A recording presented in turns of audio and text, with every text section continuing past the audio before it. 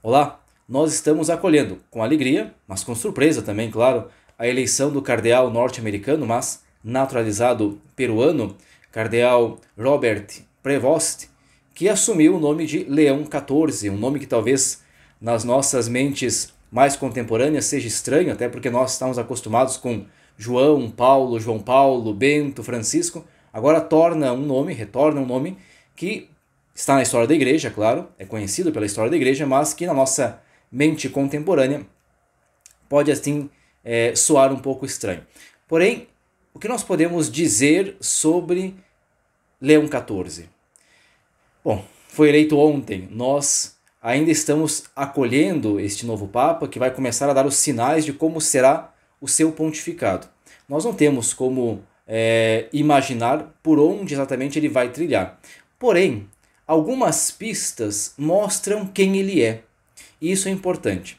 Nós temos em mãos 3 pistas que são importantes. Primeiro, a sua biografia, a sua história de vida. Segundo, o seu discurso inaugural ontem, diante da multidão reunida em São Pedro. Terceiro, o seu nome. O nome do Papa, em geral, ou é uma homenagem ou é um projeto. E às vezes as duas coisas.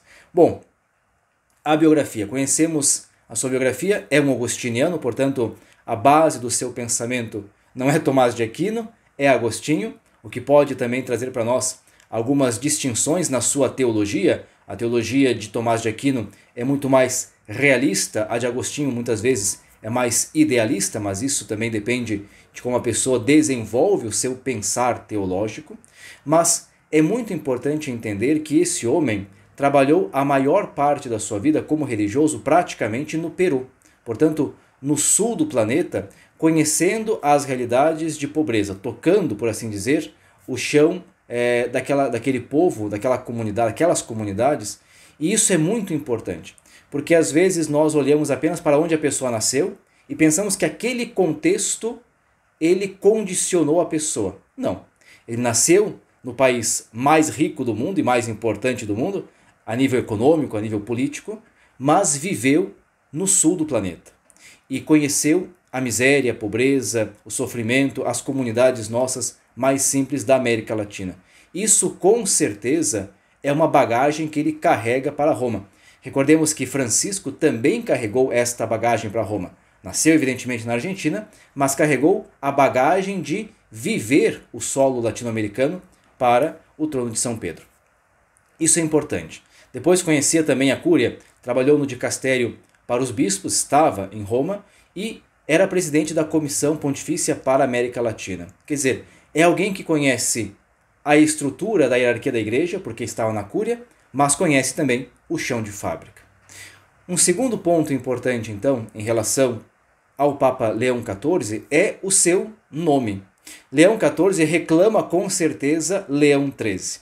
Leão XIII é o Papa no final do século XIX, começo do século XX, morre em 1903, entre 2 pontificados extremamente conservadores. Pio IX, o Papa que perde o território pontifício e se considera depois prisioneiro do Vaticano, um homem extremamente intolerante contra a modernidade e contra os avanços da modernidade, e entre Pio X, que é outro Papa também bastante intolerante contra a modernidade. Leão XIII, entre esses 2 papas muito conservadores e intolerantes, e que eles têm inclusive discursos e documentos bastante intolerantes, Leão XIII é uma espécie de oásis de sobriedade entre esses 2 pontificados e tenta restabelecer uma relação entre a igreja e a modernidade. O símbolo máximo, talvez, dessa relação é a carta encíclica que ele escreve em 1891, chamada Rerum Novarum, das coisas novas, em que ele olha para a questão da Revolução Industrial que está acontecendo e olha para os operários e os direitos dos operários. Se na mesma encíclica Leão XIII vai condenar os excessos e o socialismo, ele também vai condenar os excessos do liberalismo, né, e a falta de direitos dos empregados naquele momento. Essa encíclica é para nós o marco, por assim dizer, da doutrina social da igreja. Tanto é que é o único documento, basicamente, que na história vai sendo continuamente comemorado. Pio XI depois escreverá a 40º ano. E João Paulo II a centésimos anos.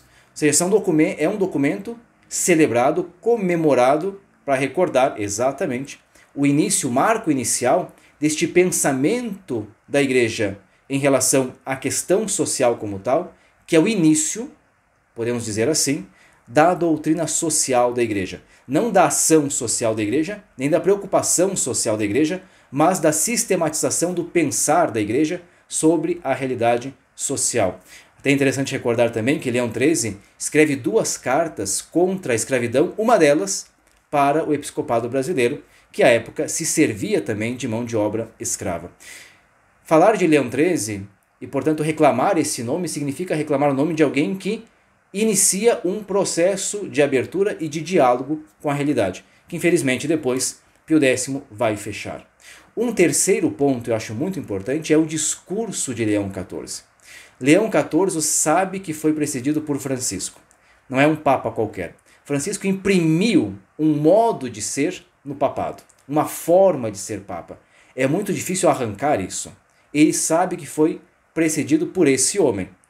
E Leão XIV não só o cita, mas cita também temas chaves do pontificado de Francisco.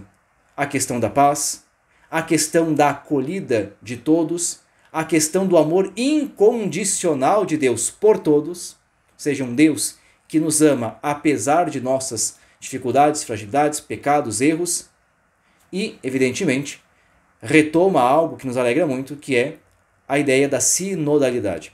Aquilo que Francisco nos traz como maturidade do Concílio Vaticano II, uma igreja toda sinodal, o Papa Leão XIV nos garantiu no seu discurso, que é o seu projeto de igreja. Então, não sabemos as cores desse pontificado, evidentemente que não, mas sabemos por esses elementos mais ou menos quem é Leão XIV.